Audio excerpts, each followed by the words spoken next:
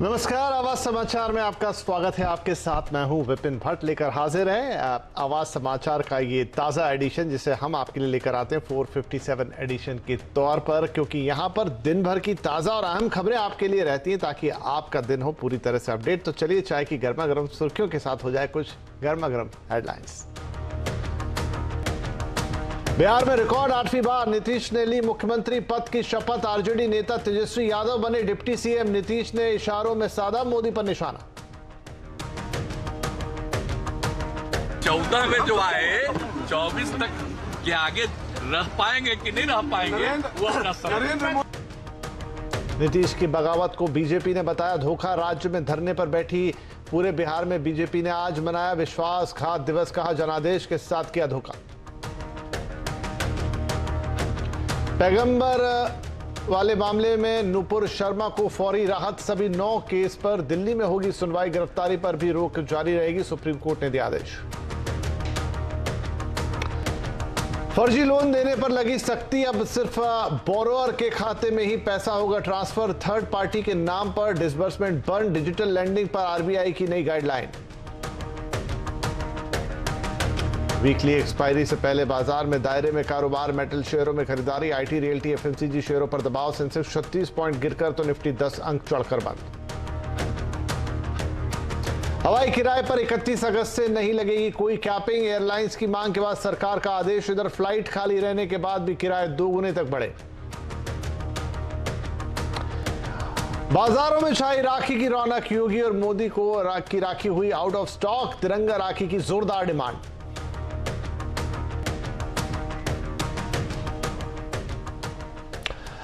तो शुरू करेंगे आज की बड़ी पॉलिटिकल अपडेट के साथ। बिहार की राजनीति में बड़ा उलटफेर हो चुका है। नीतीश कुमार ने बीजेपी का साथ छोड़कर महागठबंधन का दामन थाम लिया है। नीतीश कुमार ने आज 8वीं बार बिहार के मुख्यमंत्री के पद की शपथ ली, जबकि आरजेडी के नेता तेजस्वी यादव ने डिप्टी सीएम का पद संभाला है। महागठबंधन में जेडीयू, आरजेडी, कांग्रेस, हम और लेफ्ट शामिल हैं। नीतीश सरकार को एक निर्दलीय का भी समर्थन मिला है। शपथ लेने के बाद नीतीश कुमार ने प्रधानमंत्री नरेंद्र मोदी का नाम लिए बिना उन पर निशाना साधते हुए कहा कि 2024 में हम रहें या ना रहें, 2014 वाले नहीं रहेंगे। एक आदमी को हम जिम्मा दे दिए, आप फिर उसी आदमी के बारे में सबसे पूछिए। पार्टी के तरफ रहने के बजाय कहीं और दिमाग चले। मोदी जी क्या ना हमको देखिए, हमको किन्हीं पर कुछ नहीं कहना है। सर 2024 के प्रधानमंत्री पद के उम्मीदवार होंगे आप? नहीं, हम किसी चीज के उम्मीदवार का हम कोई दावेदारी नहीं। आपके कार्यकर्ता लेकिन इतना तो जरूर कर दीजिए ना कि 14 में जो आए 24 तक के आगे रह पाएंगे कि नहीं रह पाएंगे वो और मुख्यमंत्री जी ने कहा कि 24 में ही सरकार गिर जाएगी, दोबारा आने वाले लोग नहीं हैं। जो नीतीश कुमार जी ने आज बयान दिया, इसमें सच्चाई है, जनता देख रही है और ये होकर के रहेगा। नीतीश कुमार 8वीं बार शपथ लेने वाले पहले मुख्यमंत्री बन गए हैं। बिहार के सीएम वो पहली बार 3 मार्च 2000 को बने थे, लेकिन बहुमत न जुटा पाने की वजह से 7 दिन बाद ही उन्होंने इस्तीफा दे दिया था। इसके बाद बिहार में 2005 में भाजपा के समर्थन से नीतीश मुख्यमंत्री बने। फिर 2010, फरवरी 2015 और फिर बाद में नवंबर 2015 में महागठबंधन के सीएम के तौर पर उन्होंने शपथ ली। इसके बाद जुलाई 2017 में महागठबंधन को छोड़ दिया और बीजेपी के साथ वापसी करके सीएम बने। इसके बाद 2020 में नवंबर में बिहार चुनाव के बाद बीजेपी गठबंधन के सीएम बने और अब एक बार फिर उन्होंने बीजेपी का साथ छोड़ दिया है और 8वीं बार सीएम पद की शपथ ली है।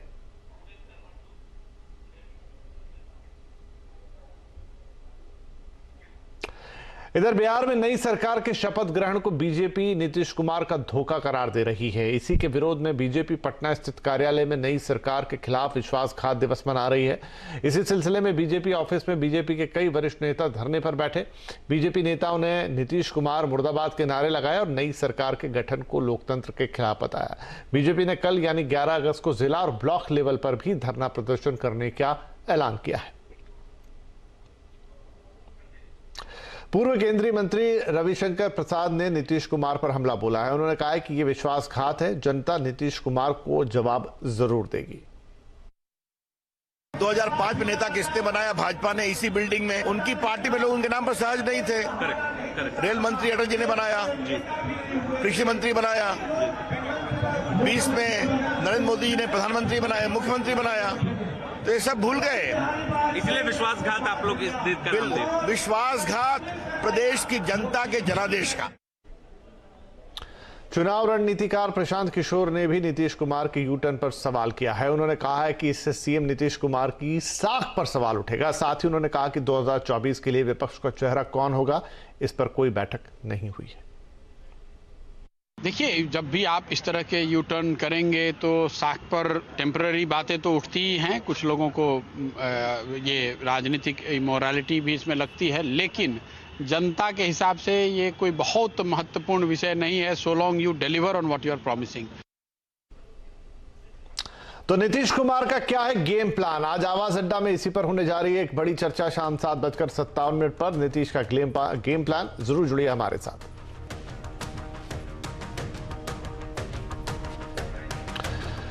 चलिए, राजनीति की खबरों के बाद अब रुख कर लेते हैं अर्थव्यवस्था का। अगले 25 सालों में भारतीय इकोनॉमी डबल डिजिट ग्रोथ हासिल कर सकती है, यह कहना है NABFID के चेयरमैन KV कामत का। आजादी के अमृत महोत्सव के मौके पर हमसे खास बातचीत में उन्होंने यह भी कहा कि डिजिटल स्टार्टअप इकोनॉमिक ग्रोथ का नया इंजन होगा। मेरे हिसाब से आगे 25 साल का हमको रनवे है, so much to do in infrastructure. So much to scale up in manufacturing, though we are well advanced, but in infrastructure we have so much to do. We can improve agriculture, we can improve our water. So इसमें invest किया तो I think we will grow at near double digits for the next 25 years. But not only that, the momentum that has been there, particularly with the new posts, the new digital startups, that becomes an added area for economic growth. मेरे हिसाब से that part should contribute around 20-25% of our economic pie, as it were, going forward. मेरे हिसाब से 10% growth is feasible, and if you grow at 10%, you will double every 7.2 years. Over the next 25 years, you are talking of a 25 trillion economy. अब बात बाजार की। Weekly expiry से पहले बाजार आज फ्लैट बंद हुआ है। सेंसेक्स 36 पॉइंट गिरकर 58,817 पर, निफ्टी 10 पॉइंट चढ़कर 17,535 पर बंद हुआ। सबसे ज्यादा खरीदारी आज मेटल शेयरों में रही, वहीं फार्मा ऑटो शेयरों में आज हल्की तेजी रही। सबसे ज्यादा दबाव आज IT, रियल्टी और FMCG शेयरों में रहा।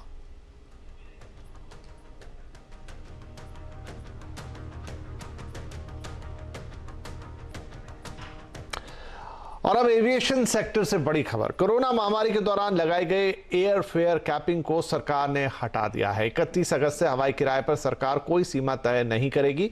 वहीं हवाई किराए लगभग सभी रूट्स पर इस वक्त 50 से 100% तक बढ़े हुए हैं, और ये तब है जब लगभग हर 5वीं सीट हवाई जहाज के अंदर खाली जा रही है।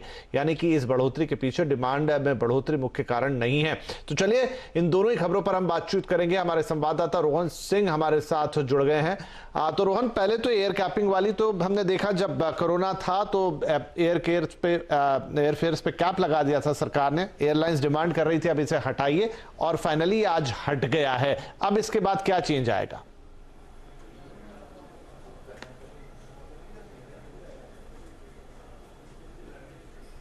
जी रोहन। जी, 31 अगस्त से ये जो नियम है वो लागू होगा, और उसके बाद जो एयरलाइंस हैं वो अब मार्केट डिसाइड करेगा कि हवाई किराए किस तरह के होंगे। हालांकि अभी भी मार्केट ही डिसाइड कर रहा है, क्योंकि जिस तरीके से किराए बढ़े हुए हैं वहाँ पे, लेकिन एक तरह का सरकार ने एक अधिकतम और न्यूनतम की एक सीमा तय की है। जो अगले 15 दिनों की रोलिंग के हिसाब से उन्होंने एक फेयर कैपिंग की सीमा तय की थी। कई बार बदलाव किए गए जो फेयर कैप के जो नियम है उसको लेकर, लेकिन अब जो है यानी अगले महीने से, सितंबर से आप देखेंगे कि पूरी तरह से ये मार्केट ड्रिवन हो जाएगा। कोई भी एयरलाइन कितनी भी कीमत तय कर सकती है, चाहे वो न्यूनतम हो चाहे वो अधिकतम हो। इसका मतलब ये होगा कि कुछ रूट्स में आपको डीप डिस्काउंट दिखेंगे, बहुत ज़्यादा आपको न्यूनतम किराए भी आपको दिख जाएंगे कहीं कहीं जहाँ पे आपको अवेलेबिलिटी ज़्यादा है। कहीं कहीं पे आपको बहुत ज़्यादा आसमान छूते किराए भी दिखेंगे। तो अब ये मार्केट डिसाइड करेगा कि कहाँ पे कौन एयरलाइन कितना किराया रखना चाहती है। चूँकि कोरोना के समय में जब ठीक उसके बाद में जब व्यवस्था उसको लागू की गई थी, उसमें सरकार का मकसद ये था कि एयरलाइन एयरलाइंस को भी थोड़ी मदद मिले, तो बिल्कुल बहुत ज़्यादा कम किराया भी ना हो जाए और दूसरा पैसेंजर्स को बहुत ज़्यादा किराया ना देने पड़े,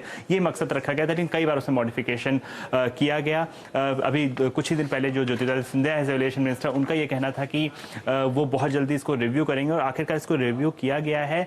और एयरलाइंस का कहना था कि चूंकि ATF की कीमतें बहुत ज़्यादा बढ़ गई हैं, उनके पास बहुत कुछ बचा नहीं है, उनके पास बहुत मार्जिन कम है, ये कारण था कि वो मांग कर रही थी इसे पूरी तरह से हटाने की, और अब इसे फाइनली फेयर कैप को पूरी तरह से हटा दिया गया है। चलिए, तो जो सीमा तय की गई थी हवाई किराए के लिए वो तो हट गई, लेकिन दूसरी तरफ अगर रोहन देखे तो इस वक्त जो हवाई किराए वो आसमान में पहुंचे हुए हैं। मतलब जो कभी औसत किराया किसी रूट पे 4-5 हजार होता है, वो लगभग 10 हजार के आसपास पहुंचा है, 100% का इजाफा। अच्छा, मजेदार बात यह है कि बहुत सारी सीटें खाली हैं, ऐसा नहीं कि फुल लोड पे जा रही हैं। क्या वजह है इसके पीछे?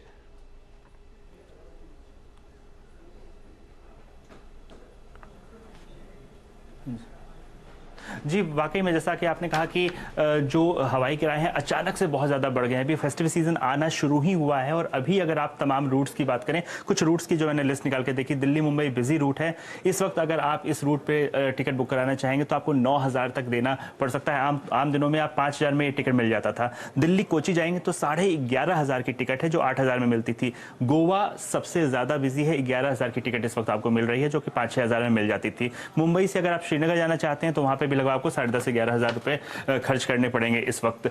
ये तब है जबकि पैसेंजर लोड फैक्टर लगभग 70-80% के लगभग चल रहा है। आज ही के अगर पैसेंजर लोड फैक्टर की बात करें हम, आपको इंडिगो का 78% है, एयर इंडिया का 75% है, स्पाइसजेट का 80% है, यानी लगभग हर 5वीं जो सीट है वहां पे वो फिल नहीं हो रही है। उसके बावजूद जो है एयरलाइन, यानी कि डिमांड उस हिसाब से नहीं है जितना ये दावा किया जा रहा है। हाँ, ATF की कीमत को हम जरूर फैक्टर इन कर सकते हैं, लेकिन उसके बावजूद जिस तरीके से किराए बढ़ाए गए हैं वो इस वक्त लोगों के लिए बहुत दिक्कत का सामना करना पड़ा है। और अब चूंकि जो फेयर कैप है उसको पूरी तरह से हटा दिया जाएगा तो उसका क्या असर होगा ये आने वाले दिनों में हमें देखना पड़ेगा। क्या कुछ रूट्स में और ज्यादा आपको किराए बढ़ते हुए देखने पड़ेंगे या कहीं कहीं आपको डिस्काउंट देखने को मिलेगा, ये आने वाले दिनों में एयरलाइन क्या डिसाइड करती है उस पर निर्भर करता है। जी रोहन, बहुत शुक्रिया इस अपडेट के लिए। तो एक तरफ फेयर कैपिंग हट गई है एयरलाइंस के ऊपर से, उन्हें छूट मिल गई है, वो जितना चाहे किराया रख सकती हैं।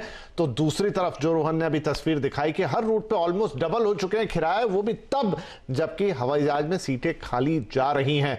अब आगे एयरलाइंस को तय करना है और उनके ऊपर क्या दबाव है, उनकी क्या रिक्वायरमेंट्स है, उनको पैसों की कितनी कमी है, शायद बहुत सारे फैक्टर्स एक साथ काम कर रहे हैं। लेकिन आपके लिए इस वक्त फ्लाइट काफी महंगी हो चली है।